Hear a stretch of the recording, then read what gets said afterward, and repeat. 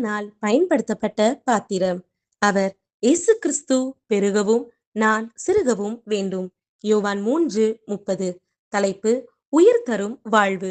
இன்றைய மிஷனரி ஐடா ஸ்கெடர் மண்ணில் பிறந்தது 9/12/1870 ஆண்டு.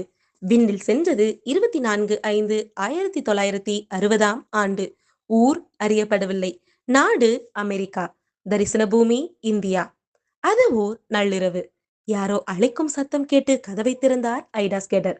ஒரு பிராமண மனிதன் தன் மனைவியின் பிரசவ வேதனை காண சகியாதவனாக ஐடா ஸ்கெடரின் உதவியை நாடி நின்றான். ஐடா ஸ்கெடருக்கோ மருத்துவம் பற்றி அப்பொழுது ஏதும் தெரியாது. அவள் தனது தந்தையை அழைத்து உதவும்படி வேண்டினாள். ஆனால் ஒரு ஆண்மகனின் உதவியை விரும்பாதவனாய் வேதனையோடு திரும்பி சென்றான். மீண்டும் இருவர் அதே உதவிக்காக வந்தனர். ஐடாவின் பதிலால் அழுது கொண்டே திரும்பினர். இரவு மறைந்தது, பகல் மலர்ந்தது.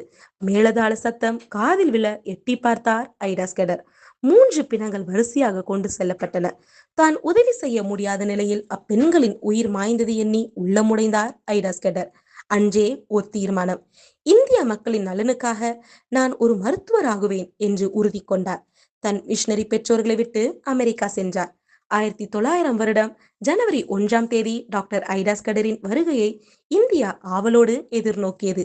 இந்தியரின் இதய கவலைகளை நீக்கி இயேசுவின் ரட்சிப்பை இலவசமாக கொடுக்க வந்தார் டாக்டர் ஐடா ஸ்கெடர்.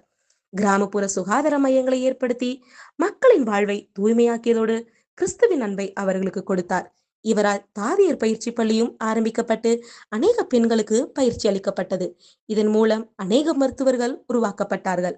இன்று புகழ் பெற்று விளங்கும் வேலூர் சிஎம்சி மருத்துவமனையை கட்டி ஏழைகளின் வாழ்வில் ஒளியேற்றினார்.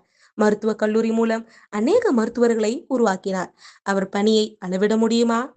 அன்பரே, ஐடா ஸ்கெடரை போன்று பிறர் வாழ்வு மலர உங்களை அர்ப்பணிப்பீர்களா? வாழ்விலிருந்து வாழ்வுக்கு. ஆண்டவரே, இந்தியாவில் நான் இருந்திட வேண்டும் என நீர் விரும்பினால் என் வாழ்நாள் எல்லாம் இந்த மகளிருக்கு உதவி செய்திட முயற்சிப்பேன் என்கிறார் ஐடா ஸ்கெடர்.